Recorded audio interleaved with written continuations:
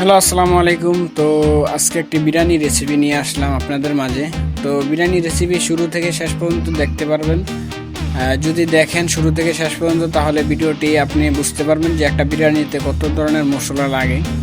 তো সর্বপ্রথম আমরা গোস্ত নিয়ে নিছি, তারপর গোস্তর পরে আমরা আদা, রসুন, হলুদ, জিরা এগুলো সব একবারে ব্লেন্ড করে নিছি। তারপর এগুলা দিয়ে এরপর লবণ দিলাম হালকা, তারপর একটু মরিচ দিয়ে দিবেন আপনারা যার যার মতো হলুদ মরিচ যতটুকু লাগে একবারে দিয়ে দিবেন।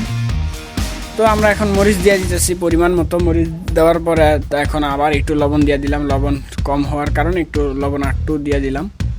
তো এখন একটু লাড়াচাড়া করে ভালো করে মিক্স করে নেব, যাতে আপনার সুন্দর যাতে একসাথে মিক্স হয়ে যায়। তো এখন একটু লাড়াচাড়া করে এখন রেখে দিব এভাবে। তো এখন একটু পেঁয়াজ দিয়ে দিব। পেঁয়াজ দিতে মনে ছিল না আমাদের, তো এই জন্য পেঁয়াজটা আবার উপরে দিয়ে আবার লাড়াচাড়া দিয়ে দিলাম। তো এখন দেখেন এই যে প্রায় হয়ে গেছে। এখন যেই মশলাটা বিরিয়ানির মশলাটা এখন দিয়ে দিব। মশলাটা দিয়ে দেওয়ার পরে এখন একটু দেখেন তরকারির কালারটা কত সুন্দর আছে। এখন একটু বিভিন্ন বাদাম, পেস্তা বাদাম, কাজু বাদাম, তারপর কাঠবাদাম এগুলা ব্লেন্ড করে দিতে পারেন আপনারা। তো এখন দেখেন তরকারির কালারটা মাশাআল্লাহ কত সুন্দর কালার চলে আসছে। তো বিভিন্ন ময় মশলা দিবেন আপনারা পরিমাণ মতো, তাহলে আপনাদের বিরিয়ানির টেস্ট বাবুর্চির বা যারা আপনার বিয়ে বাড়িতে রান্না করেন তাদের সে খুবই সুস্বাদু হবে ইনশাল্লাহ। চেষ্টাই সবচেয়ে বড় জিনিস। তো এখন আমাদের চালটা বসাই দেবো। চালটা আপনার সুন্দর করে ধুয়ে পরিষ্কার করে তেজপাতা, তারপর মরিচ, হালকা একটু পেঁয়াজ দিয়ে তারপর একটু পরিমাণ মতো বসিয়ে দিয়ে তারপর লাড়াচাড়া দিতে হবে, যাতে চুলার সাথে না লেগে যায়। চুলার সাথে যদি লেগে যায় তাহলে জিনিসটা ভালো দেখা যাবে না।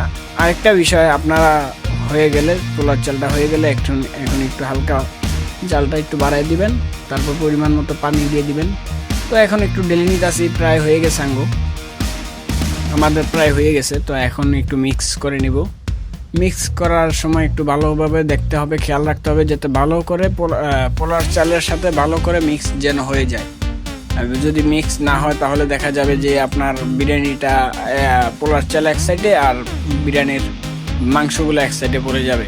তো সেক্ষেত্রে খেয়াল রাখবেন। তো এখন একটু দম দিব। দম দেওয়ার পরে এখন দেখেন কত সুন্দর কালারটা চলে আসছে। তো আমরা দম দিছি, দম দেওয়ার পরে এখন দেখেন আরেকটু কালারটা চলে আসছে। এখন হয়ে গেছে, প্রায় হয়ে গেছে এখন বিরিয়ানির কালারটা মাশাআল্লাহ। তো এইভাবে আপনারা রান্না করতে পারেন। আর আমাদের ইউটিউব চ্যানেলটা সাবস্ক্রাইব করে দিবেন। শুরু থেকে শেষ পর্যন্ত দেখার জন্য আপনাকে অসংখ্য ধন্যবাদ। আর এইভাবে আপনি রান্না